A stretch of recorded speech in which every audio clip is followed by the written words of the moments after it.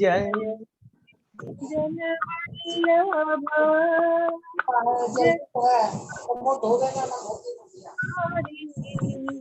जय गिरिवरधारी यशोदानंदन ब्रज जनरंजन यशोदानंदन ब्रज जनरंजन यमुना तीरावनचारि जय राधा माधव जय कुंज बिहारी हरे कृष्ण कृष्ण कृष्ण हरे हरे हरे राम राम राम हरे हरे हरे कृष्ण कृष्ण कृष्ण हरे हरे हरे राम राम राम हरे हरे हरे कृष्ण हरे हरे कृष्ण हरे हरे हरे राम राम हरे हरे गोविंद बोलो हरि गोपाल बोलो राधा रमन हरि गोविंद बोलो जय राधा माधव राधे जय राधा श्याम सुंदर राधे जय राधा गोविंद राधे जय राधा दामोदर राधे जय गौरानिताई जय गौरानिताई जय गौरानिताई निताई गौर हरि बोल हरि बोल जय जय प्रभुपाद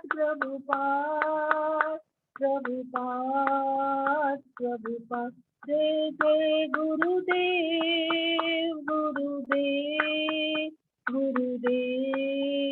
गुरुदेव हरि नाम संकीर्तन की जय श्री प्रभुपाद की जय। हरि बोल। बहुत बहुत धन्यवाद अनीता माता जी, बहुत ही अच्छा कीर्तन करा। आशा करता हूँ सभी भक्तों प्रभु जी हरे कृष्णा दंड प्रणाम माता जी, दंड पड़ा। अभी हम लोग मंगलाचरण करते हैं, ठीक है। ओम अज्ञान तिमिरान्धस्य ज्ञानांजन शलाकया चक्षुरुन्मीलितं येन तस्मै श्री गुरुवे नमः। श्री चैतन्य मनोभीष्टं स्थापितं येन भूतले स्वयं रूप कदा मह्यं ददाति स्वपदान्तिकम्। वंदेहम श्री गुरु श्रीयुतपदकमलं श्री गुरु वैष्णवांच श्री रूपम साग्र जातम सहगना रघुनाथम वितम तम सजीवम स्वाद्वैतम सावभूतम परिजम चैतम कृष्ण चैतन्य देवम श्री राधा कृष्ण पादान सहगना ललिता श्री विशाखा वितांत च नमो ओम विष्णु पादाय कृष्ण प्रेष्ठाय भूतले श्रीमते भक्ति वेदांत स्वामिन इति नामने। नमस्ते सरस्वती देवे गौरवाणी प्रचारिणे निर्विशेषा शून्यवादी पाश्चात्य देशधारिणे वांछा कल्पतरुभ्यश्च कृपा सिन्धुभ्येव च पतितानां पावनेभ्यो वैष्णवेभ्यो नमो नमः। नमो महावदान्याय कृष्ण प्रेम पदायते कृष्णाय कृष्ण चैतन्य नामने गौरतिसे नमः। हे कृष्ण करुणा सिंधु दीन बंधु जगतपते गोपेश गोपिका कांत राधा कांत नमस्तुते। तप्त कांचन गौरांगी राधे वृंदावनेश्वरी विश्वभानुसुते देवी प्रणमामि हरिप्रिय नीलांचल निवासाय नित्याय परमात्मने बलभद्र सुभद्रायां जगन्नाथाय ते नमः। जय श्री कृष्ण चैतन्य प्रभु नित्यानंद श्री अद्वैत गदाधर श्रीवासादि गौर भक्तवृंद मुखम करोति वाचालम पंगु लंघे गिरिम यत्कृपातम हम वंदे श्री गुरु मदीनतारिणं परमानंद माधवम श्री चैतन्य ईश्वरम। हरे कृष्णा कृष्ण कृष्ण हरे हरे, हरे राम राम राम हरे हरे। हरे कृष्णा। श्री श्री मंगलाचरण की जय, शिला प्रभुपाद की जय। हरे कृष्णा। आज के इस भागवतम दंडवत प्रणाम प्रभु जी, दंडवत प्रणाम माता जी, दंडवत प्रणाम। आज के इस भागवतम चर्चा में सभी भक्तों का हार्दिक स्वागत है। सभी भक्तों के चरणों में मेरा दंडवत प्रणाम है। हम भगवान श्री कृष्ण गुरु आचार्य प्रभु जी, दंडवत प्रणाम से हम लोग श्रीमद् भागवतम का अध्ययन कर रहे हैं, पाठ कर रहे हैं, चर्चा हम कर रहे हैं। अभी हम कैंटो 2 के अध्याय 6 में हैं और उसके पहले हम लोग ने 5 अध्याय कंप्लीट कर चुके हैं। हम लोग उनकी बहुत क्विक एक बार पुनरावृत्ति करेंगे। सबसे पहले कैंटो 2 के प्रथम अध्याय में सुखदेव गोस्वामी जी परीक्षित महाराज के जो बहुत ही महत्वपूर्ण प्रश्न है, उन 2 प्रश्न का उत्तर देते हैं कि जीव का, मनुष्य का इस भौतिक जगत में क्या उद्देश्य, क्या कर, किस लिए वो यहाँ पे आया है और उससे क्या प्राप्त करना है, और मृत्यु के समय उसका क्या कर्तव्य होना चाहिए। ये प्रश्न ही इतने उत्तम है जो कि भगवान से संबंधित है और हम बद्ध जीवों के कल्याण के लिए, तो इसलिए उसको बहुत सराहना करते हैं सुखदेव गोस्वामी जी और उसका बहुत अच्छे से उत्तर देते हैं, जिसमें मुख्य बात यही कहते हैं कि हमें गृहस्थ बनना है, गृहमेधी बनना है, अगृहमेधी नहीं बनना है। गृहमेधी जो कि केवल भौतिक चीजों की आसक्ति रहती है, केवल भौतिक भोग के पीछे पड़ा रहता है और भौतिक उपलब्धियों को प्राप्त करने के लिए उसके पीछे वो प्रयत्न करता रहता है। और अगर उसकी यही चेतना रहती है और यही उद्देश्य रहता है तो वो पशु से ज्यादा बढ़कर नहीं है, 2 पांव का पशु। उसके बाद में वो जो बताते हैं कि जो लोग को भगवान के साकार रूप पर विश्वास नहीं है तो उन्हें कम से कम भगवान का जो विराट रूप है, ये भौतिक जगत है, ये भगवान का जो विराट रूप है, विश्व रूप है, उसका ध्यान करना चाहिए। उसका ध्यान करने से उसको चीज समझ में आएगा कि इस भौतिक जगत में जो कुछ भी है ये किसकी सृष्टि है, ये अपने आप नहीं बन गई है, कहाँ से आई है। तो उसकी चेतना में परिवर्तन आएगा और उसको भगवान पर जब विश्वास हो जाएगा, आध्यात्मिक उसकी और उन्नति होगी, तो वो विराट रूप की जगह उसका किस पर ध्यान करेगा, वो परमात्मा का ध्यान करेगा, जो अध्याय 2 में है। और पहले अध्याय में जो खत्म करते सुखदेव गोस्वामी जी इसी बात से खत्म करते हैं कि नहीं, जो कुछ भी मैंने कहा विराट रूप के बारे में भी बताया, लेकिन अल्टीमेटली हमें डायरेक्ट भगवान श्री कृष्ण की भक्ति करनी चाहिए, क्योंकि उनकी डायरेक्ट भक्ति करने से, श्रवण कीर्तन स्मरण करने से वही जीवन का लक्ष्य है। हमें भगवान के प्रति भक्ति जागृत होगी, भगवान का प्रेम हमें मिलेगा और भगवान का प्रेम मिल करके हम भगवान के भक्ति कर करके उनके धाम जा सकते हैं।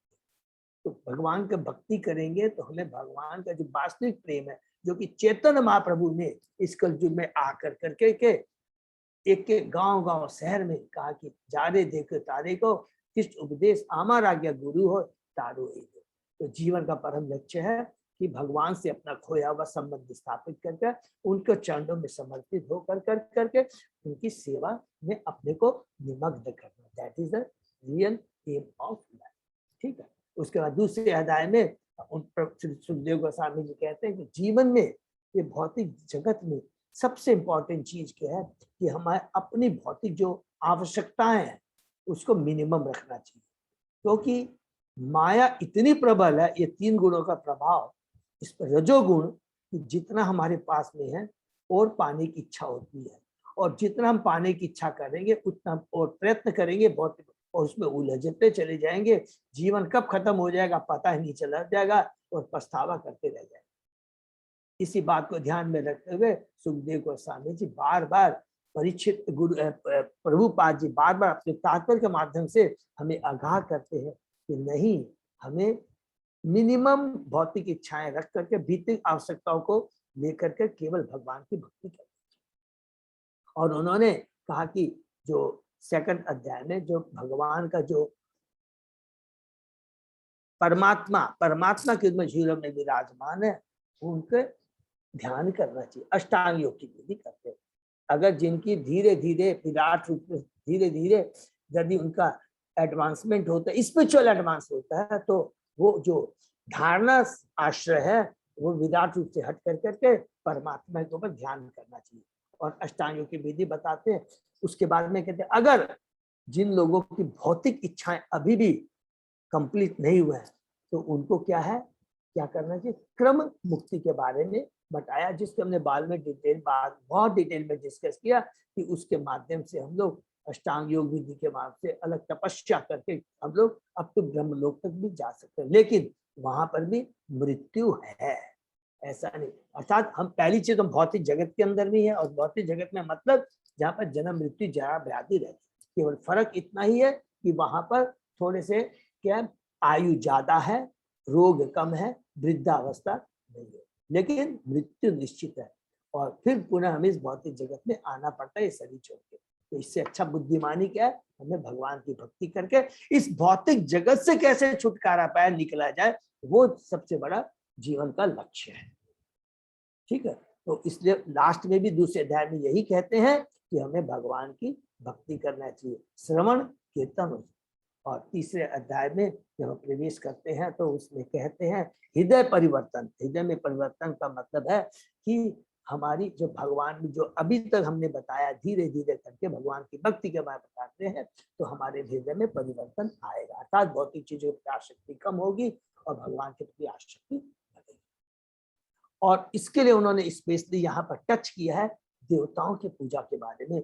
जिन लोगों की भौतिक इच्छाएं हैं कोई बात नहीं है, तो उन्हें क्या करना चाहिए, देवताओं, अलग अलग देवताओं को भगवान ने शक्ति प्रदान करके दिया है कि अलग अलग, जैसे धन के लिए, बुद्धि के लिए, ज्ञान के लिए, अच्छी स्त्री के लिए, अलग अलग जो भी भौतिक चीजों की आवश्यकता है उसके लिए अलग देवताओं की पूजा करनी चाहिए, जो कि वेदों में उसका वर्णन है। लेकिन यहाँ पर अंत में कहते हैं बीच में कि देवताओं अगर भौतिक भी इच्छाएं हैं तो देवताओं के पास न जाकर के भगवान के पास ही जाना चाहिए, क्योंकि भगवान हमारे माता पिता है, वो हमको उतना ही देंगे, भले ही हम कितना भौतिक चीज मांगे, लेकिन भगवान तो हमें उतना ही देंगे जो हमारे लिए नुकसानदायक ना हो।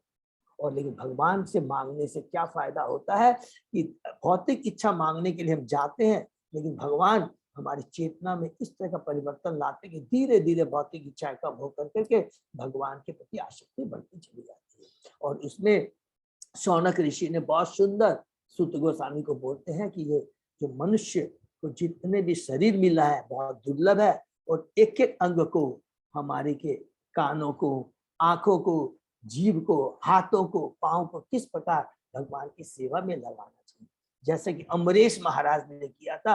अमरेश महाराज ने अपना संपूर्ण अपना शरीर, इतने बड़े महाराज होने के बाद भी, इतने बड़े राज्य के राजा होने के बाद भी, राजर्षि होने के बाद भी, उनकी सारी इंद्रियां सदैव हर समय हल पर लगातार भगवान की सेवा में ही लिप्त रहती थी। तो ये चीज हम भी कर सकते हैं, अगर सारी चीजों को हम किष्ट से जोड़ दे, किष्ट को केंद्र में रख के कार्य करेंगे तो सदैव हमारी सारी इंद्रियां भगवान की सेवा में लगे। कोई चीज छोड़ना नहीं, जो बिजनेस करना है बिजनेस करे, जो नौकरी करता है नौकरी करे, जो भी कुछ भी करता है, टीचिंग, जो भी प्रोफेशन, बिजनेस कुछ भी करता है, किष्ट को केंद्र में रखकर कार्य करेंगे तो क्या होगा, सारी हमारी इंद्रियां, चेतना भगवान में लगी रहेगी और हम भौतिक चीजों के आसक्ति में नहीं पड़ेंगे। तो ये बहुत इंपॉर्टेंट है। बहुत चौथे अध्याय में हम आते हैं सृष्टि चक्र में, उसमें जब शौनक ऋषि सुत गोस्वामी से पूछते कि आगे परीक्षित महाराज ने सुखदेव गोस्वामी से क्या पूछा, तो उसके उत्तर में बताते हैं कि सुत गोस्वामी जी, परीक्षित महाराज ने उनसे क्या पूछा, सृष्टि चक्र के बारे में पूछा कि ये सृष्टि, हमने अभी विराट रूप के बारे में डिस्कस, ये इतनी बड़ी जो सृष्टि, इतनी मामूली अपने आप नहीं बनी है, और इस भौतिक जगत में ये जितना समय बरसात होना, धूप, सूर्य, चंद्रमा, अलग अलग खेती, फूल उगना, अन्न उगना, अलग अलग मिनरल से सारे कहाँ से आते हैं, ये अपने आप नहीं आते, इसके पीछे एक बहुत बड़ी शक्ति है, वो भगवान श्री कृष्ण। उसी चीज को हम बद्ध जीवों को समझाने के लिए परीक्षित महाराज ने प्रश्न किया, क्या कि सृष्टि चक्र के बारे में बताइए। तो उसका उत्तर देने के पहले सुखदेव गोस्वामी बहुत प्रसन्न होते हैं और वो भगवान का स्मरण करते हैं और भगवान की स्तुति करते हैं, ग्लोरिफिकेशन करते हैं। उस ग्लोरिफिकेशन में कहते हैं कि भगवान श्री कृष्ण ही क्या है, सर्वेश्वरा है, वही भगवान श्री कृष्ण पुरुषावतार के रूप में, गुणावतार का रूप में अवतार लेकर करके इस सृष्टि का सृष्टि करते हैं, पालन करते हैं और फिर उसका संहार कर देते हैं। भगवान श्री कृष्ण ही जो भक्तों की रक्षा करते हैं, पुण्यात्माओं की रक्षा करते हैं, और जो दुष्ट लोग होते हैं उनके दुष्कर्मों को रोकते हैं, उसके लिए उनको दंड देते हैं। भगवान श्री कृष्ण की अगर जो भक्ति करता है, श्रवण कीर्तन स्मरण पूजन दर्शन करता है, तो सारे पाप कर्म उसके नष्ट हो जाते हैं। जितने भी पाप किए हुए हैं सारे नष्ट हो जाते हैं, और भगवान के चरणों के प्रति आसक्ति रखने से सारी भौतिक आसक्तियां खत्म हो जाती हैं। इसलिए हमारे पास में इस भौतिक गति में जो कुछ भी है, हमारे लिए योग्यता है, हम दान करना चाहते हैं, हम जितने भी हम योग है, जितना भी हमको बुद्धि है, जितना हमें वेदों का अध्ययन है, सब कुछ हमें भगवान की सेवा में लगाना चाहिए। अगर हम भगवान की सेवा में लगाएंगे तो हमारे पास जो कुछ भी है वो उसका क्या सदुपयोग कहलाएगा। और भगवान ही श्रीपति है, यज्ञपति है, योगपति है, जो कुछ भी है भगवान श्री कृष्ण है। और सब सर्वा इस प्रकार कह कर करके सुखदेव गोस्वामी जी परीक्षित महाराज को कहते हैं कि अब तुमने जो प्रश्न किया था सृष्टि के बारे में, ये मैं ब्रह्मा जी और नारद जी के बीच में जो वार्तालाप हुआ, संवाद, उसके माध्यम से मैं तुम्हें सृष्टि के बारे में बताऊंगा। और इस प्रकार ये कह कर करके हम लोग 5वें अध्याय में प्रवेश करते हैं कि समस्त कारणों के कारण भगवान श्री कृष्ण, उसमें नारद जी अपने पिता ब्रह्मा जी को प्रणाम करते हैं, उनकी स्तुति करते हैं। और इस चीज को ध्यान में रखते हुए हमें प्रभुपाद जी कहते हैं कि जब भी किसी गुरु के पास में जाते हैं तो किस प्रकार हमें उनके पास जाकर करके उनकी सेवा कर करके विनीत भाव से, पूरे समर्पण भाव से उनसे प्रश्न करना चाहिए, तभी हमें गुरु से ज्ञान प्राप्त हो सकता है। उन्होंने 6 प्रश्न करते हैं। सबसे पहले बोलते हैं यत रूपम, इस सृष्टि के जो लक्षण क्या, इस भौतिक जगत के सृष्टि के जो भगवान ने किए इसके लक्षण क्या है। उसमें हमने पढ़ा कि 5 जो द्रव्य है, द्रव्य मान अव्यय है, काल, कर्म, स्वभाव और जीव, ये जो कुछ भी है ये पूरी भौतिक जगत है, ये भगवान की उत्पत्ति है, भगवान से ही संबंध है। उसके बाद में दूसरा प्रश्न पढ़ा यत अधिष्ठानम, तीसरा था यत सृष्टम, चौथा था यत संसतम, 5वां था यत परम और 6ठा था तत्। तो दूसरा जो अधिष्ठानम और 5वां था यत परम, ये सृष्टि किसके ऊपर में टिकी हुई है। तो इसके बारे में हमने बहुत डिटेल में पढ़ा। कौन से श्लोक में? 15वें और 16वें श्लोक में, कि जो कुछ भी है, यत जितने भी है, नारायण वेदा, नारायण यज्ञ, नारायणी क्या है? तप है, नारायणी सब कुछ है, नारायणी हमारी गति, सब कुछ जो कुछ भी है ये टिका हुआ है, इससे भगवान के ऊपर में ही टिका हुआ है।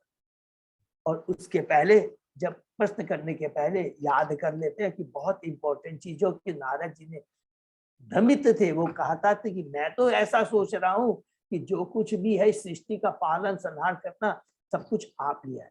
तो उनके इस भ्रम को दूर करने के लिए नारद ब्रह्मा जी कहते हैं कि ये बेटा ऐसा सच नहीं है, मैं तो ओनली क्रिएटर का क्रिएटर, वास्तविक क्रिएटर तो भगवान श्री कृष्ण है, और मैं तो केवल एक माली के समान हूं जो केवल बीज को सींच कर करके अपने आप को पौधा, और बीज सींचने की जो विधि भी है, ज्ञान भी है, वो भी मुझे भगवान से ही मिला है। ऐसा नहीं कि बीज सींचने का तरीका भी, सारी जो सामग्री है, जो कुछ भी है, वो भी भगवान श्री कृष्ण से।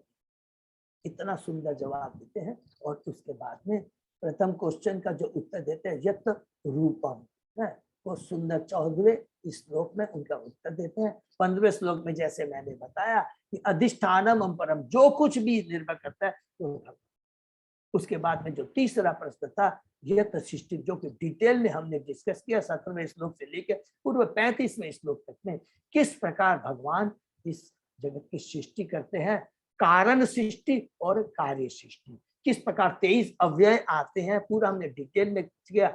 द्रव्य क्रिया ज्ञान क्रिया और द्रव्य शक्ति, ज्ञान शक्ति और क्रिया शक्ति के माध्यम से कैसे कैसे 23 एलिमेंट आते हैं, और उन 23 एलिमेंट जो कि उसके बाद में किस पर अमलगेमेशन कर करके ये पूरा यूनिवर्स बनता है, पूरा डिटेल में डिस्कस किया। और किस प्रकार उसके बाद में हमने 36 श्लोक से लेकर के पूरे 42 श्लोक में कि जब ये यूनिवर्स बन जाता है उसके बाद में वही कारणोदक्षाय विष्णु अपने को किस प्रकार गर्भोदक्षाय विष्णु के रूप में एक्सपांड कर करके उसमें प्रवेश करके ब्रह्मा जी की उत्पत्ति करते हैं और ये 14 भुवन का विस्तार करते हैं, उसको बनाते हैं।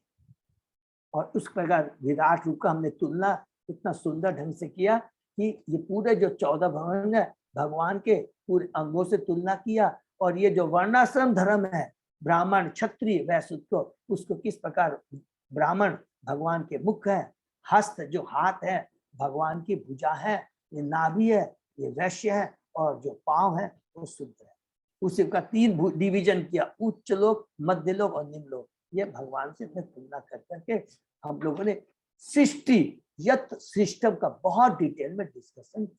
उसके बाद में हम लोग 6ठे अध्याय में प्रवेश करते हैं। उसमें जो चौथा प्रश्न रहता है, सॉरी लास्ट में 6वां प्रश्न, तो पहला हो गया, दूसरा यद अधिष्ठानम परम, तो दूसरा और 5वां हो गया, तीसरा यत सृष्टि जो कि हमने 17 से लेकर के 35 श्लोक में पूरा पढ़ा। उसके बाद में 2 प्रश्न रह गए। कौन सा रह गया? यत संशतम और यत तत् तत्व। तो 6वें श्लोक में आकर के इन दोनों प्रश्नों का हमें उत्तर मिलता है। उसमें लिखते हैं कि यत तत् तत्व, माने जितने भी इंग्रेडिएंट्स हैं इस भौतिक जगत में, जो कुछ भी है वो कहाँ से निकलते हैं? भगवान से ही निकलते हैं। उसके क्या है स्रोत, क्या है? ये विराट स्वरूप है भगवान का, ये विराट। इसके बारे में हमने डिटेल में डिस्कस किया कि हे भगवान, उसका आपका जो मुख है, ये मुख से क्या होता है? सारे जो वाणी है इससे निकलती है। भाग के दोनों भगवान के दोनों नथुनों से श्वास वायु निकलती है, घ्राण शक्ति से अश्वनी कुमार जड़ी बूटियां निकलती है। इस तरह अलग अलग कर करके भगवान के सर्वेंद्रियां हैं, वो समस्त प्रकार की ध्वनियों के उद्गम है। भगवान की जो त्वचा है उससे स्पर्श सारे यज्ञ निकलते हैं। भगवान के नाखून से बिजली, पत्थर, लोहा निकलते हैं। भुजाओं से बड़े बड़े देवता है और जितने शक्तिशाली पुरुष है वो सब भगवान से ही निकलते हैं। लास्ट में भगवान की चेतना है, भगवान की चेतना से धार्मिक सारे सिद्धांत निकलते हैं। सारे अश्विनी कुमार, सत्य तथा दिव्य ज्ञान भी भगवान से ही निकलता है। इस प्रकार हमने डिटेल में अलग अलग वर्णन करने के बाद में ये हुआ 1 श्लोक से लेकर 17वां श्लोक और 6ठे अध्याय। उसके बाद में 18 से 22 बहुत ही इंपॉर्टेंट, जिसमें हमने बहुत समय दिया। इसमें बताते हैं कि ये जो मैंने बताया ये विराट रूप, विश्व रूप के बारे में, तो यहाँ पर सुखदेव गोस्वामी बताते हैं ये केवल भगवान की टोटल सृष्टि का केवल 1/4 है, जिसमें असंख्य करोड़ों ब्रह्मांड है और एक एक ब्रह्मांड में 14 भुवन है और उस 14 भुवन में से एक ये पृथ्वी लोक है। तो ये केवल 1/4 हिस्सा, बाकी 3/4 तो आध्यात्मिक जगत है, जिसको हम बोलते हैं शाश्वत जगत। फिर हमने तुलना किया भौतिक जगत और आध्यात्मिक जगत में कि जो भौतिक जगत है ये तो क्या है सूर्य चंद्रमा द्वारा प्रकाशित होता है, लेकिन आध्यात्मिक जगत स्वतः प्रकाशित है। कैसे प्रकाशित होता है? भगवान के जो शरीर से ब्रह्म ज्योति निकलती है उससे पूरा 75% ऑफ सृष्टि स्वतः प्रकाशित होता है। वहां पर जन्म मृत्यु जरा व्याधि नहीं है, लेकिन भौतिक जगत में जन्म मृत्यु जरा व्याधि। तो यहाँ पर भौतिक जगत में हम 3 गुणों से बंधे रहते हैं, लेकिन आध्यात्मिक जगत में सतोगुण, रजोगुण, तमोगुण का सवाल ही नहीं होता है। और भौतिक जगत में हम तो केवल भौतिक चीजों के प्रति लिप्त रहते हैं, पाने की इच्छा करते हैं, रजोगुण के प्रभाव से केवल सारा समय उसमें डाल देते हैं। लेकिन आध्यात्मिक जगत में सारे जीव मुक्त होते हैं, एक ही लक्ष्य होता है, क्या? भगवान का गुणगान करना और भगवान की सेवा करना। इसलिए भौतिक जगत में सदैव हम लोग भयभीत रहते हैं और आध्यात्मिक जगत में कोई भी तरह की चिंता, भय, दुख नहीं रहता। अर्थात वास्तविक जो अमृतत्व, निर्भयता हमें आध्यात्मिक जगत में मिलती है, भौतिक जगत में। भौतिक जगत में स्पेशली जिस चीजों को हमको भ्रमित करता है कि भले ही हम लोग पृथ्वी लोक से लेकर जन लोक, स्वर्ग लोक, जन लोक, तप लोक, महत लोक, ब्रह्म लोक तक चले जाएं, लेकिन वहां पर भी क्या है? मृत्यु है, मृत्यु है, लेकिन निर्भय अमृतता निर्भयता केवल भगवान के धाम में है। इसलिए हमें सीधा भगवान के बारे में करना चाहिए। और फिर इसके बाद में हमने विस्मृति विद्या और अविद्या के बारे में पढ़ा कि जो विद्या क्या है कि मैं शरीर हूँ, मैं मालिक हूँ, मेरे पास आज इतना है और आगे होगा, मैं और कमाऊंगा और भोगूंगा पूरे विश्व का, मैं राजा बनूंगा। ये अविद्या है। क्यों? जितने भी हम सोच रहे हैं, बात कर रहे हैं, अगर शांति से सोचेंगे, शास्त्र को पढ़े तो समझ में आएगा ये समय का अपव्यय। क्यों? जितने भी हम सोच रहे हैं, प्राणी चेष्टा करते हैं, जैसे ही शरीर को छोड़ेंगे ये सब कुछ हमारे चला जाए, कुछ भी नहीं रहेगा, कोई साथ नहीं जाएगा, कुछ भी नहीं।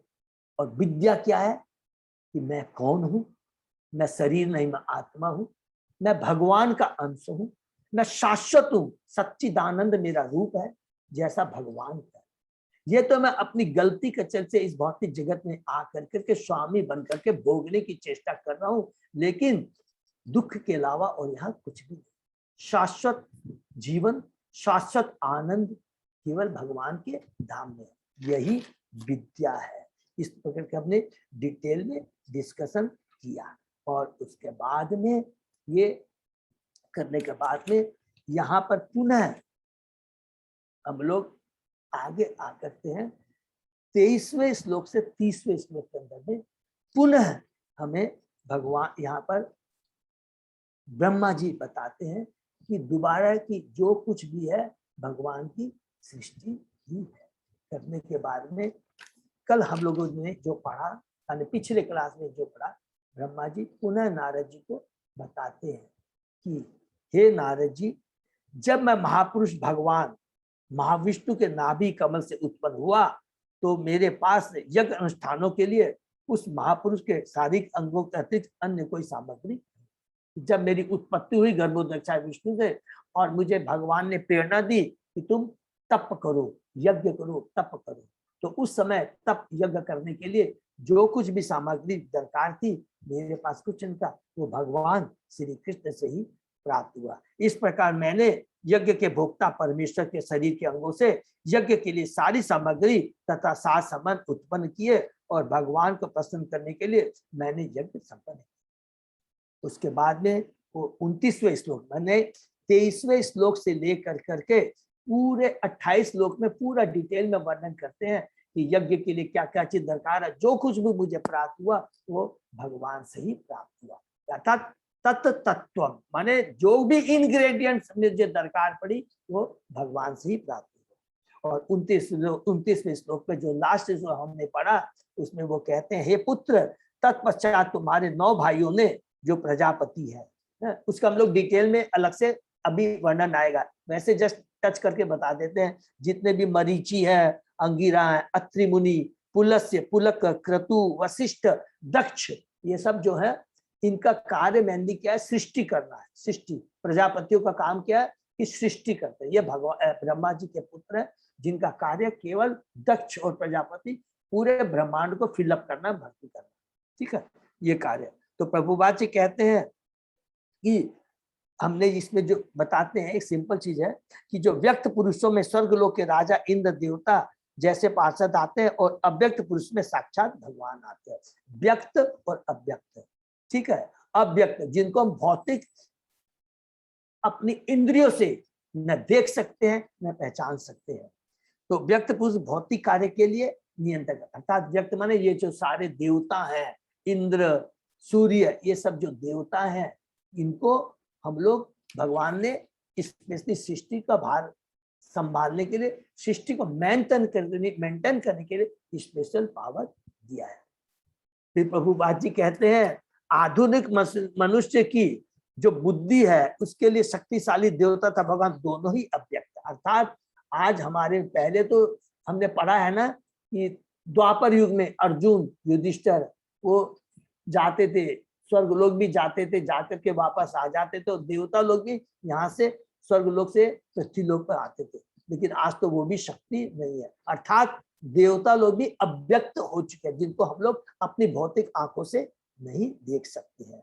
फलस्वरूप वह देवता ईश्वर के अस्तित्व पर विश्वास नहीं करते, और चूंकि वो देख नहीं पाते हैं देवताओं को, और न भगवान को, तो आजकल के जो ज्ञानी है, सॉरी जो विज्ञानी है, वो अपने को क्या कहते हैं, जो कुछ मैं देखता हूं वही सही है, आई एम द क्रिएटर, और जितने भी भौतिक चीज की दरकार है मैं ही क्रिएट कर सकता हूँ। इस प्रकार के वो भ्रम में जी रहे हैं और ज्यादा से ज्यादा इकोनॉमिक डेवलपमेंट के लिए, टेक्नोलॉजी के डेवलपमेंट के लिए केवल प्रयत्न करते रहते हैं।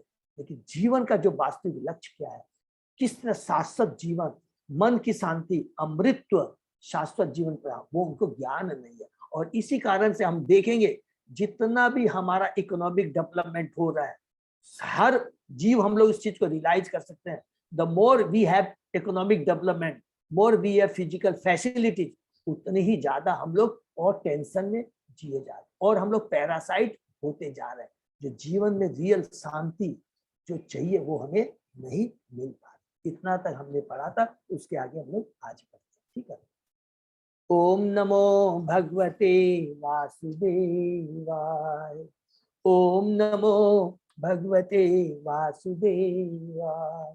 ओम नमो भगवते वासुदेवाय। नारायण नमस्कृत्य नरं चैव नरोत्तमं देवी सरस्वती व्यासं ततो जयम् उदीरये। नष्टप्रायेषु अभद्रेषु नित्यं भागवत सेवया भगवती उत्तम श्लोके भक्ति भवति नैष्ठिकी। आराधयो भगवान ब्रजेत तनय ततदाम वृंदावनम रमया काचित् उपासना व्रजवधू वर्गेण या कल्पिता। श्रीमद्भागवतम प्रमाणम अमलम प्रेमा पुमर्तो महान। श्री चैतन्य महाप्रभो मतम इदम तत् आदरो न पर। हरे कृष्णा कृष्ण कृष्ण हरे हरे, हरे राम राम राम हरे हरे। प्रभु जी आज थोड़ा 10 मिनट जल्दी छोड़ देंगे अपने लोग, क्योंकि नेमी सारण में जो यज्ञ हो रहा है ना उसका लिंक आया है, तो अभी वो थोड़ा चलेगा। तो प्रभु हम लोग एक दो श्लोक ही पढ़ के कितना बजे, 7:30 से शुरू है क्या प्रभु? हाँ अभी चालू नहीं हुआ है, मतलब थोड़ा अभी कीर्तन हो रहा है वहाँ पे। 7 बजे से था, तो अपने 10 मिनट पहले छोड़ने से हो जाएगा, 7:50 तक अपने कर लेंगे। हाँ तो just Prabhu you remind me. हाँ ओके, हरि बोल, थैंक यू सो मच प्रभु। तो अभी हम लोग अध्याय 6 का श्लोक नंबर 30 से शुरू करते हैं। ठीक है।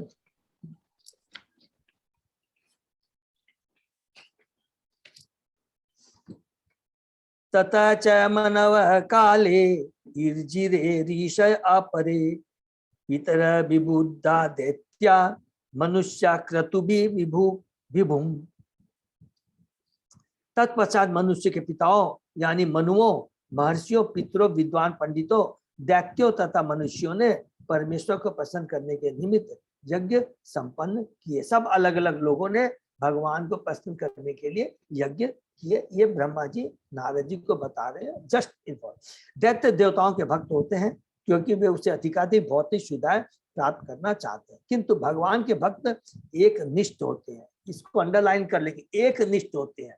उनकी बुद्धि भ्रमित नहीं होती, केवल एक उनका केंद्र रहता है, केवल भगवान की भक्ति कर करके, और वही ज्ञानी होते हैं, वही विद्या से युक्त होते हैं कि हमें इस भौतिक जगत से छुटकारा पा करके हमें भगवान के धाम जाना है और वहां जाकर भगवान की सेवा में नियुक्त होना है। अर्थात वे भगवान की भक्ति में तल्लीन रहते हैं। अतः उनके पास भौतिक सुविधाएं मांगने के लिए थोड़ा सा भी समय नहीं रहता। हरि बोल, ये बहुत इंपॉर्टेंट पॉइंट है कि ऐसा नेचर हो जाता है, ऐसा नेचर हो जाता है, जितनी भौतिक आवश्यकता स्वतः ही अपने आप आती रहती है। देखिए, और वो केवल भगवान की भक्ति से, जो भी बिजनेस करते हैं बहुत नॉर्मल करते हैं, अप डाउन भी आता है तो टेंशन नहीं लेते हैं। बहुत ज्यादा प्राप्त करने के लिए बहुत ज्यादा फिजिकल एक्सर्शन नहीं करते, स्वतः ही अपने पास। और यहाँ पर तो ये लिखा प्रभुपाद जी ने कि भौतिक सुविधाएं मांगने के लिए उनके पास समय ही नहीं रहता। मतलब क्या, न तो समय रहता है और न मन में आता भी है। ये बहुत इंपॉर्टेंट पॉइंट है। तो उससे क्या होता है, मन डिस्टर्ब नहीं होता है, केवल एक ही मात्र केंद्र उनका रहता है, भगवान श्री कृष्ण। आध्यात्मिक सत्ता की अनुभूति होने के कारण वे भौतिक सुधार की तुलना में आध्यात्मिक उत्थान की अधिक चिंता करते हैं। उनको चिंता क्या रहती है कि आज मेरा 16 माला जप नहीं हुआ, आज मैं भागवतम क्लास अटेंड नहीं कर पाया, आज मैं भगवत गीता नहीं पढ़ा, ये ज्यादा चिंता रहती है। उससे उनका मन दुखी हो जाता है और वैसी चिंता ये शुभ चिंता है, ये हमारी आध्यात्मिक चिंता है, और आध्यात्मिक चिंता हमारी उन्नति का कारण होता है, भौतिक चिंता हमारे पतन का कारण होता है। ठीक है, नेक्स्ट, नारायणे भगवती तत् इदम विश्वम आहितम गृहीत माया उरुगुण सर्ग आदो अगुण स्वतः। अतः सारे ब्रह्मांडों की भौतिक अभिव्यक्तियां उनकी शक्तिशाली भौतिक शक्तियों में स्थित है। अर्थात किसमें स्थित है? भगवान के विराट रूप में, भगवान में स्थित है। जितने भी ये भौतिक अभिव्यक्तियां जो हम देख पा रहे हैं, जितनी भी ये भौतिक शक्ति है, किस प्रकार आप सोचिए, अगर कभी भी समय मिलेगा, अगर कोई हमसे तर्क करे, किसी से एक ही चीज पूछेगा कि पूरे ब्रह्मांड के अंदर इतने तारे, सूर्य, चंद्रमा कहाँ पर टिके हुए हैं, इसके ऊपर कोई सपोर्ट है? कैसे टिका हुआ है? ये सब भगवान की बहिरंगा शक्ति पर टिका। इतने सारे अलग अलग तरह की वनस्पतियां, फूल, पेड़, खनिज, मिनरल्स, ये सब कहाँ से आते हैं? हम सोच भी सकते हैं?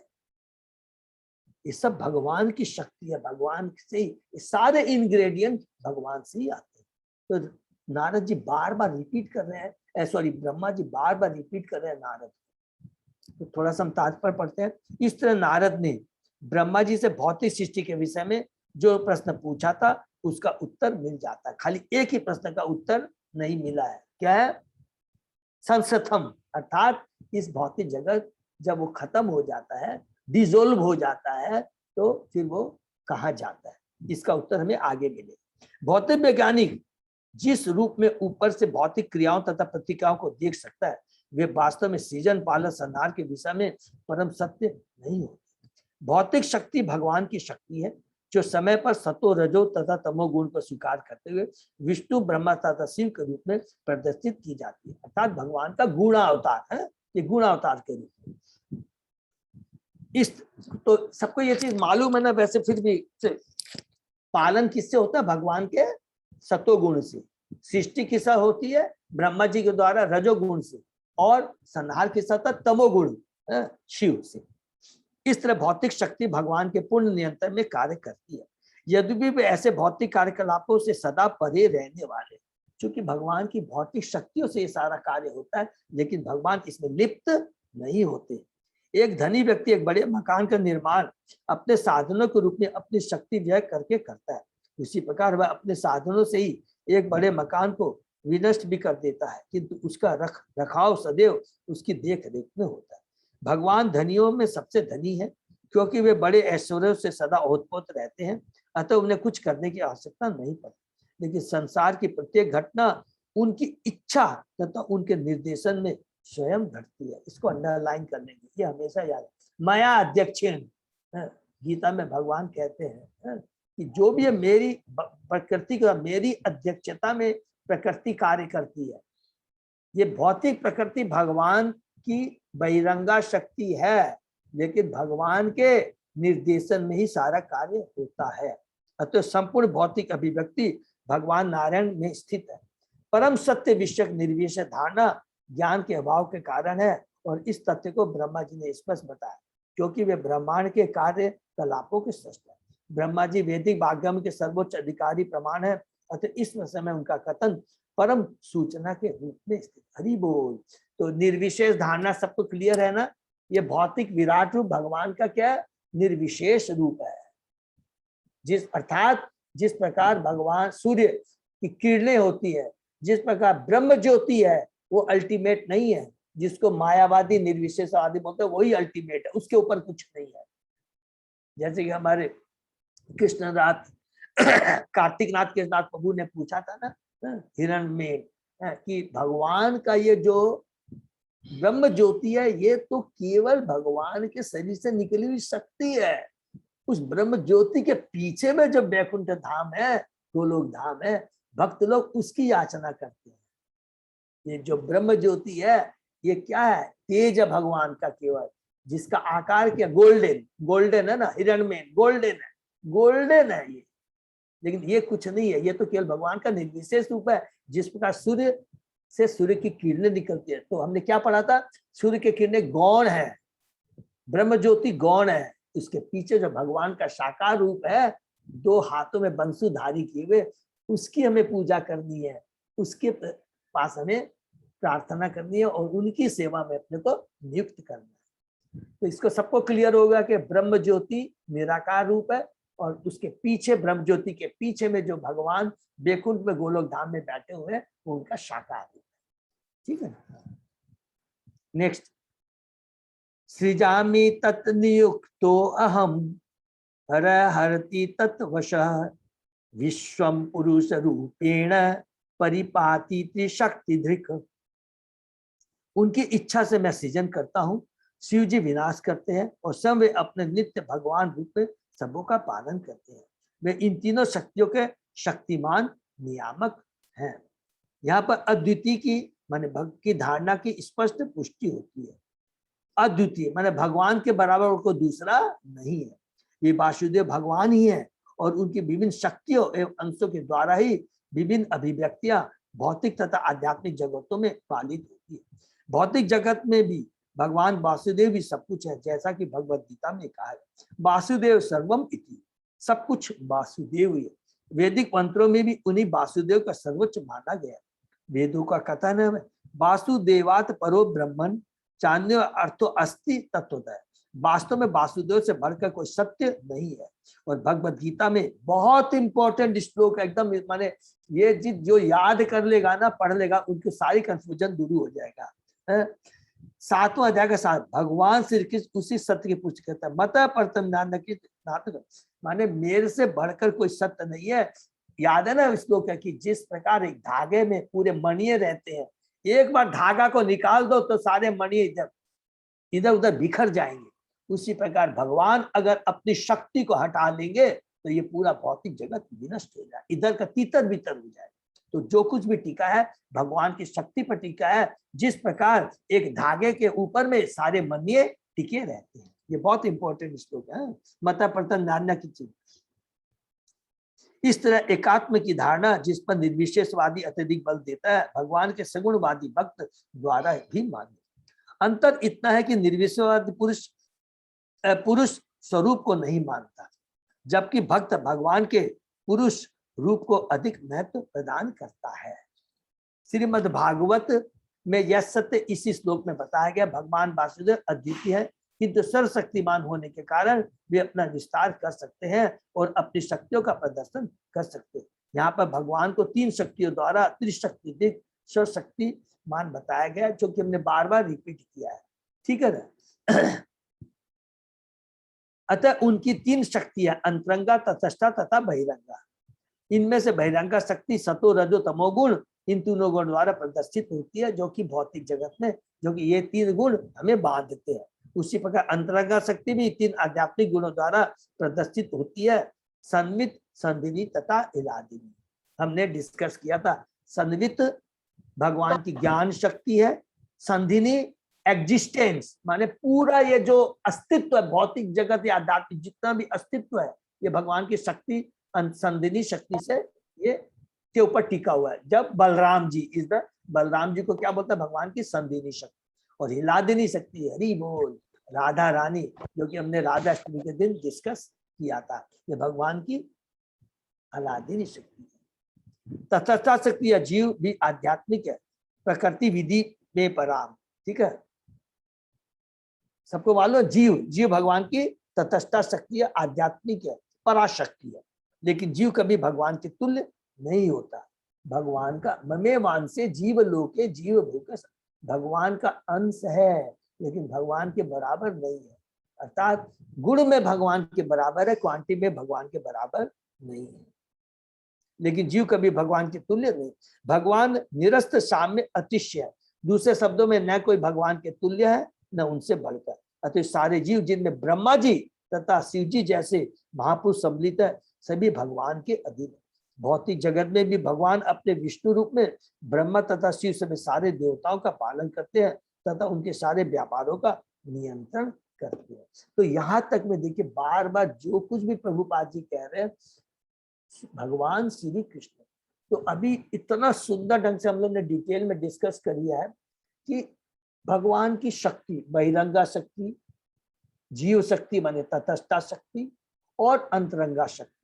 अंतरंगा शक्ति से भगवान की जो शक्तियां हैं, आध्यात्मिक जगत और जितना भी हमने जो डिस्कस किया कि जो कुछ भी हम देखते हैं वो भगवान की अंतरंगा शक्ति है, संवित, संधिनी और अलादिनी। ठीक है, ये सबको क्लियर हो गया। ये चैतन्य चैतन्यमृत हम पढ़ेंगे तो उसको और डिटेल में हम लोग डिस्कस करेंगे। एकदम सुंदर कंपैरिजन, अभी इतना डिटेल में जाएंगे तो नहीं होगा।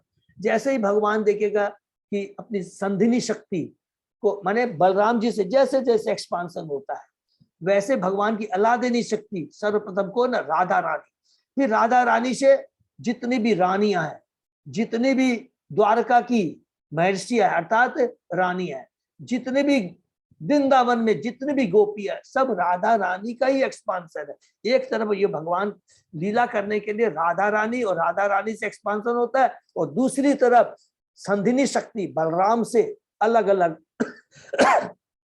वासुदेव, प्रद्युम्न, अनिरुद्ध, सब अलग एक्सपांशन। ये हम लोग जब चेतन से पढ़ेंगे तो बहुत सुंदर इसका समझ पाएंगे, वो बहुत तत्व ज्ञान है। ठीक है, नेक्स्ट।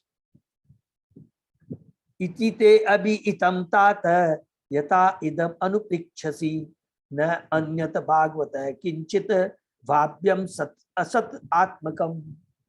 प्रिय पुत्र, तुमने मुझसे जो कुछ पूछा था उसको मैंने इस तरह तुम्हें बतला दिया। तुम यह निश्चित जान लो कि जो कुछ भी यहाँ है, चाहे वह कारण हो या कार्य, दोनों ही आध्यात्मिक तथा भौतिक जगत में वह भगवान पर आश्रित है। कारण सृष्टि, कार्य सृष्टि हमने पढ़ा था कि, ठीक है ना, 17वें श्लोक से लेकर के 35वें श्लोक के अंदर में। ठीक है, जो कुछ भी है आध्यात्मिक या भौतिक जगत में वो सब कुछ भगवान पर ही आश्रित है। बहुत इंपॉर्टेंट है। भगवान की शक्तियों का प्राकट्य चाहे भौतिक हो या आध्यात्मिक, पहले तो कारण रूप में कार्यशील होता है और गतिमान बनता है और फिर कार्य रूप में, किंतु मूल कारण तो भगवान है। कारणोदक्षाई विष्णु हो या गार्धोक्षाई विष्णु हो, चाहे क्षीरोदय विष्णु हो, इसके सबके मूल कारण भगवान ही है।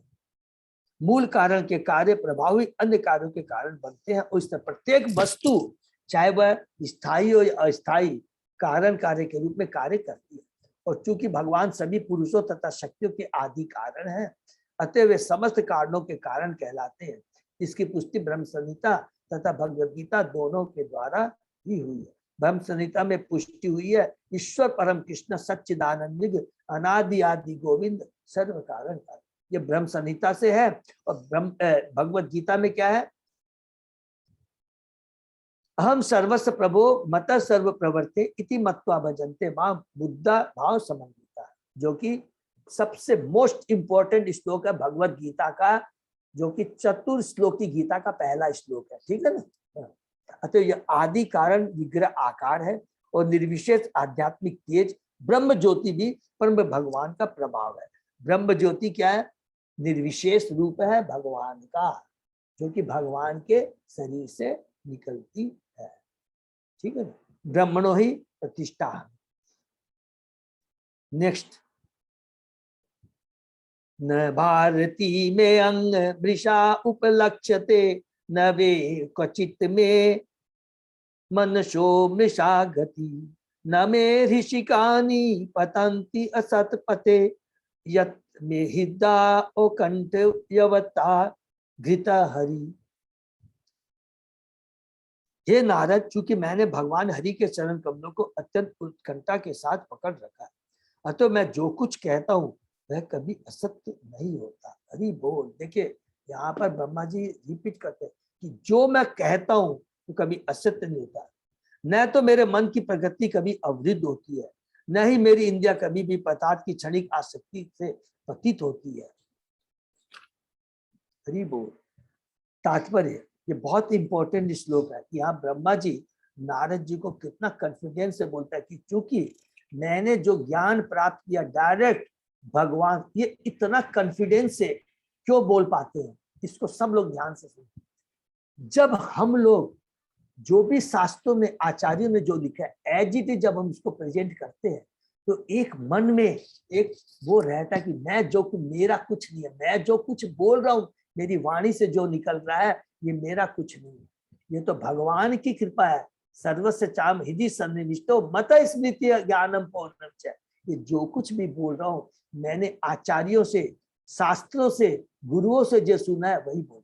इसलिए ब्रह्मा जी भी उतने ही कॉन्फिडेंस से बोल पा रहे हैं क्योंकि वो प्रथम जीव है और भगवान ने उनको प्रथम ज्ञान दिया था। वेद गर्भ है वो, तो वेदों के ज्ञाता, लेकिन किसने दिया? तो इसलिए वो कह रहे हैं कि जो कुछ मैं कह रहा हूँ एज इट इज भगवान से जो सुना वही कह रहा हूँ और इसमें कोई भी असत्यता नहीं है। तात्पर्य, नारद को दी गई वैदिक विद्या के प्रथम वक्ता ब्रह्मा जी हैं और नारद अपने विभिन्न शिष्यों सहित व्यास और अन्यों के द्वारा इस दिव्य ज्ञान को पूरे विश्व में वितरित करने वाले। वैदिक ज्ञान के अनुयायी ब्रह्मा जी के कथनों को परम सत्य मानते हैं। इस तरह यह दिव्य ज्ञान सारे संसार में सृष्टि के आरंभ से अनादिकाल से शिष्य परंपरा द्वारा वितरित होता रहा है। ब्रह्मा जी इस भौतिक जगत के पूर्ण मुक्त जीव है और आध्यात्म ज्ञान के किसी भी निष्ठावान जिज्ञासु को ब्रह्मा जी के वचनों को अच्युत मानना पड़ेगा क्योंकि वो प्रथम जीव है जो कि गर्भधाक्ष विष्णु से उनकी उत्पत्ति हुई है और प्रथम ज्ञान भी उन्होंने स्वयं डायरेक्टली भगवान से प्राप्त किया, कोई बीच में मीडिएटर नहीं है। इसलिए वो जो कह रहे हैं वो अच्युत है, सत्य है, इसमें कोई भी डाउट नहीं है। वैदिक ज्ञान अच्युत है क्योंकि यह परमेश्वर के सीधे ब्रह्मा के हृदय में जाता है और चूंकि ब्रह्मा जी सर्वोच्च पूर्ण जीव है अतः उनके कथन अक्षर से सत्य होते हैं। ऐसा इसलिए है क्योंकि वे भगवान के परम भक्त हैं और उन्होंने भगवान के चरण कमलों को परम सत्य के रूप में उत्कंठा पूर्वक स्वीकार किया है। उन्होंने अपने को पूर्ण भगवान के रूप में समर्पित किया था। जैसे उनकी उत्पत्ति हुई थी उनको कुछ भी समझ में नहीं आया कि मैं क्या करूँ, तब तो उन्होंने भगवान की तपस्या की। तो भगवान ने उनको कहा तप माने तुम तपस्या करो, यज्ञ करो और उस यज्ञ के लिए जो भी सामग्री है जो कि अभी हमने पढ़ा 23वें श्लोक से 28 सब भगवान ने उनको प्रदान किया। तो वो भगवान को पूर्ण आश्रित थे और पूर्ण आश्रित होने के कारण भगवान ने उनको जो ज्ञान दिया वो परम सत्य ज्ञान है।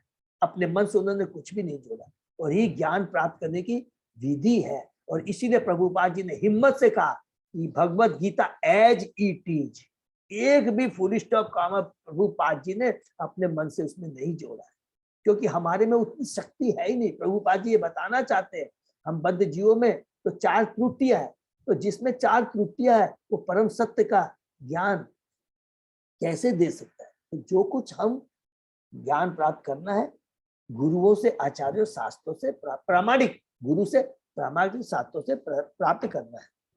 वे अपने ही द्वारा संकलित ब्रह्म संहिता में इस सूक्ति को दोहराते हैं, गोविंदम आदि पुरुषम तो हम भजामि। मैं आदि गोविंद, आदि भगवान गोविंद का पूजक हूँ। अतः वे जो कुछ कहते हैं, जो भी सोचते हैं और जो भी करते हैं उसे सत्य मान के ज्ञान करना चाहिए क्योंकि आदि भगवान गोविंद के साथ उनका प्रत्यक्ष एवं अत्यंत घनिष्ठ संबंध। श्री गोविंद जो अपने भक्तों की प्रेममयी सेवा को प्रसन्नता पूर्वक स्वीकार करते हैं, अपने भक्तों के वचनों तथा कार्यों को प्रतिपादित करते हैं। भगवान भगवत में कहते हैं प्रति जाने ही कौनते नामे भक्ता प्रणिष्यति। एक अर्जुन तुम अनाउंस कर दो कि मेरे भक्तों का कभी विनाश नहीं हो। हे कुंती पुत्र तुम यह घोषित कर दो। भगवान अर्जुन से घोषणा करने को कहते हैं। तो क्यों? क्योंकि कभी कभी साक्षात गोविंद की घोषणा सांसारिक जीवों को विरोधात्मक लग सकती, किंतु सांसारिक व्यक्ति कभी भी भगवत भक्त के वचनों में कोई विरोधाभास नहीं पाएगा। भगवान भक्तों की विशेष रूप से इसलिए रक्षा करते हैं जिससे वे अच्युत रहे। अतः भक्ति योग उस भक्त की सेवा से आरंभ होता है जो शिष्य परंपरा से होता है। यहाँ पर प्रभुपाद जी ब्रह्मा जी को रख करके बार बार एक ही चीज बताते हैं शिष्य परंपरा के बारे में, किस प्रकार हमें ज्ञान गुरु के पास जाके ज्ञान प्राप्त करने की विधि होनी चाहिए और एज इट जो ज्ञान हम गुरु आचार्य से प्राप्त करते हैं उसी का वितरण हमें और लोगों में करना चाहिए। भक्तगण सदैव मुक्त है किंतु इसका अर्थ यह नहीं होता कि वे निर्विशेष। हरि बोल। भगवान शाश्वत पुरुष है और भगवत भक्त भी शाश्वत पुरुष है। चूंकि मुक्त अवस्था में भी भक्त की इंद्रिया रहती है अतः वह सदैव पुरुष रहता है। चूंकि भक्त की सेवा भगवान द्वारा पूर्ण आदान प्रदान के रूप में स्वीकार की जाती है अतः भगवान भी अपने पूर्ण आध्यात्मिक शरीर में पुरुष है। भक्त की इंद्रिया भगवान की सेवा में लगी रहने के कारण मिथ्या भौतिक भोग के आकर्षण द्वारा विपथ नहीं होती। भक्त की योजनाएं कभी व्यर्थ नहीं जाती। इसका कारण है कि भक्त की भगवान की सेवा में श्रद्धा पूर्वक आसक्ति। सिद्धि तथा मुक्ति का यही मानदंड।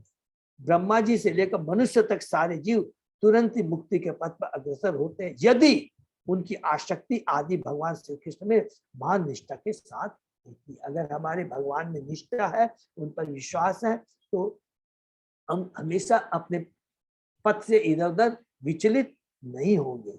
भगवान भगवद गीता में इसकी पुष्टि करते हैं। माम च योग अभिचारेण भक्ति योगेन सेवते स गुणान समतीतान ब्रह्म भूयाय कल्पते। अतः जो कोई हृदय तथा आत्मा से दिव्य प्रेमा भक्ति के माध्यम से भगवान के घनिष्ठ संपर्क में आने का इच्छुक है, उसके वचन तथा कर्म सदैव जीवित हो। इसका कारण यह है कि परमेश्वर परम सत्य है तथा जो भी वस्तु सच्ची निष्ठा से परम सत्य से दी जाती है वह उसी दिव्य गुण को प्राप्त कर लेती है। इसके विपरीत भौतिक विज्ञान तथा ज्ञान पर आधारित कितना ही मानसिक चिंतन क्यों न हो, वह परम सत्य के प्रामाणिक संसर्ग के बिना सांसारिक असत्य होने से असफल होता है, केवल इसलिए कि उसका संसर्ग परम सत्य के साथ नहीं होता। ऐसे ईश्वर भीम अश्रद्धापूर्ण वचन तथा कर्म भौतिक सृष्टि से कितने ही समृद्ध क्यों न हो, विश्वास के योग्य नहीं होते।